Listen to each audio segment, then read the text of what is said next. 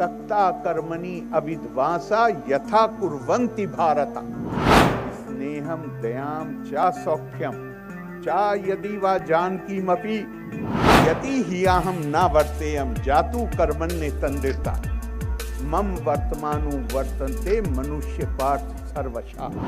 तो एक बड़ा सुंदर सा दो लाइनें हैं श्रीमद् भगवद गीता से, जहाँ भगवान कृष्ण अर्जुन को कहते हैं कि अर्जुन, हर व्यक्ति जो चीज की उसको ख्वाहिश होती है, इच्छा होती है, उसके लिए वो जी तोड़ मेहनत करता है, खून पसीना बहाता है, लेकिन काहे के लिए? अपने स्वार्थ की पूर्ति के लिए। और जब स्वार्थ की पूर्ति के लिए आदमी अपनी जी तोड़ मेहनत करता है तो वो अज्ञानता की निशानी। और जो आदमी उसी तरह की मेहनत करता है, बल्कि उससे भी ज्यादा, लेकिन वो काहे से प्रेरित होता है? स्वार्थ से नहीं, वो प्रेरित होता है लोगों के कल्याण से।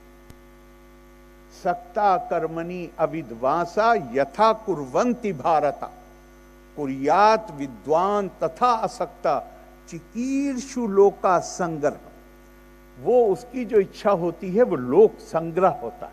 लोक संग्रह का मतलब है हमारा हर एक्शन एक ही टेस्ट है। जैसे महात्मा गांधी ने कहा था कि मुझे किसी वक्त भी, मैं जब किसी संकट से दो चार होता हूं, तो मुझे सिर्फ एक चीज को ध्यान में रखना है कि मेरा फैसला, मेरा निर्णय समाज के अंतिम छोर पे बैठा जो व्यक्ति है उसके जीवन में उसका क्या असर पड़ेगा। अगर अच्छा असर पड़ता है तो मुझे बगैर किसी संकोच के आगे जाना चाहिए।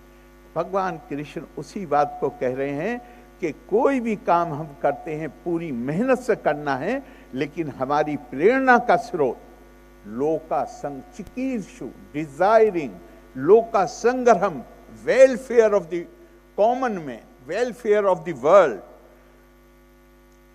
और ये अभी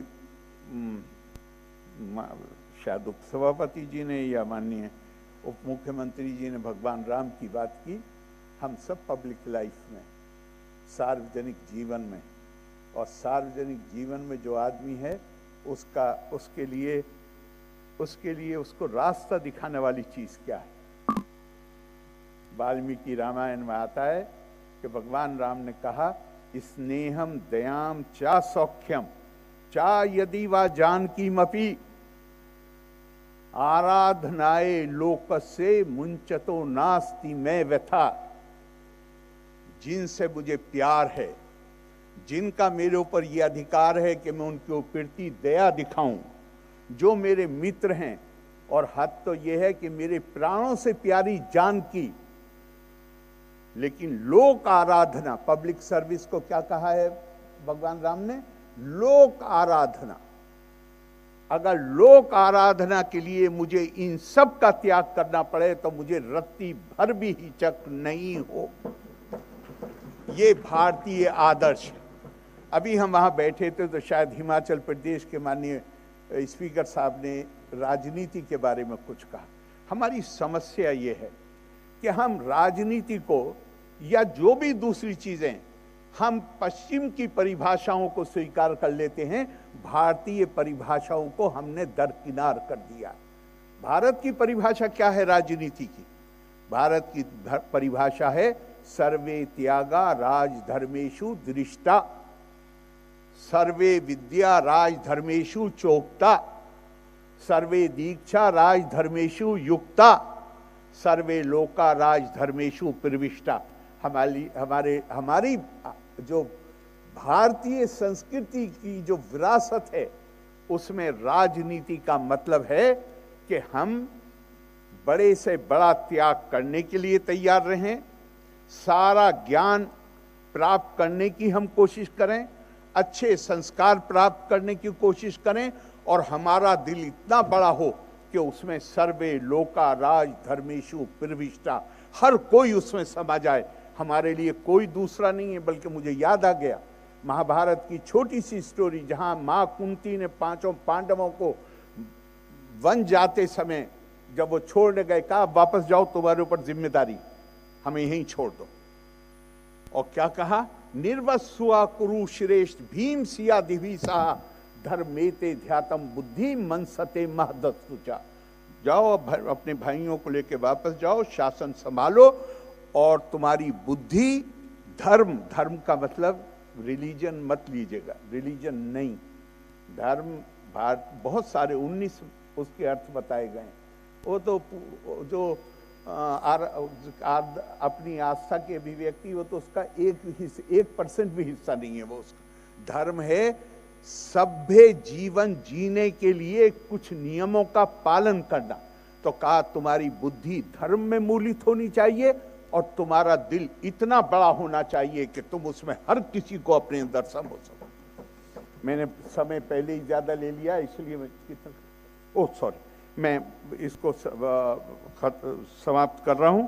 लेकिन जी no sir, you have to move around in Patna and you have to go to other places. I'm very sorry, but ये लास्ट में ज़रूर कहना चाहूँगा, ये भी मुझे बड़ा सुंदर लगता है और ये उन लोगों के लिए ख़ास तौर से, यहाँ पे जो लोग बैठे हुए हैं, ये नेतृत्व देने वाले लोग हैं देश को, समाज को।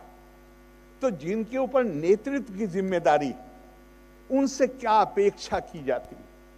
भगवान कृष्ण अर्जुन को कहते हैं, यदि हियाहम ना वर्तेयम जातु कर्मण्य तंदिरता मम वर्तमानु वर्तन्ते मनुष्य पार्थ सर्वशा। अगर मैं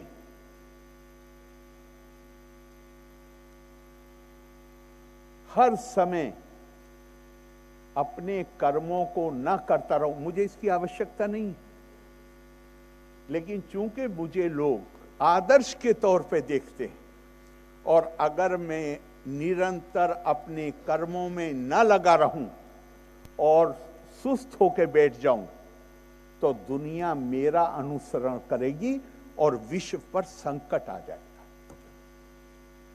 तो जिसके ऊपर नेतृत्व की जिम्मेदारी है, उसके ऊपर जिम्मेदारी यह भी है कि वो समाज को प्रेरित करता है, और जो समाज को प्रेरित करता है उसका व्यवहार, उसका चरित्र, उसका कामकाज का तरीका आदर्श होना चाहिए।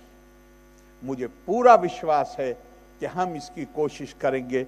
मुझे बहुत अच्छा लगा जब आपने कहा कि हमने केवल लोकतंत्र नहीं, हमें अपनी सांस्कृतिक विरासत का पता होना, इसलिए कि हमारी सांस्कृतिक विरासत तो केवल मानव की प्रतिष्ठा, वो तो दूसरे नंबर पर आती है। हम तो मानव की दिव्यता को देखते हैं, जिसके अंदर सारे अधिकार निहित हैं। तो हमें अपनी सांस्कृतिक विरासत का भी अंदाजा होना चाहिए। मुझे पूरा विश्वास है कि आपके यहाँ जो ये 2 दिन सम्मेलन चला है, उसमें इन सभी विषयों पर चर्चा हुई होगी और आपके जो संकल्प होंगे, आपकी जो संस्तुतियाँ होंगी, वो हमारे लोकतंत्र को भी मजबूत करेंगी और ऐसा रास्ता प्रशस्त करेंगी जिससे हम अपनी सांस्कृतिक विरासत से ज़्यादा परिचित हो सकें। लोका समस्ता सुखिनो भवन्तु। धन्यवाद। जय हिंद।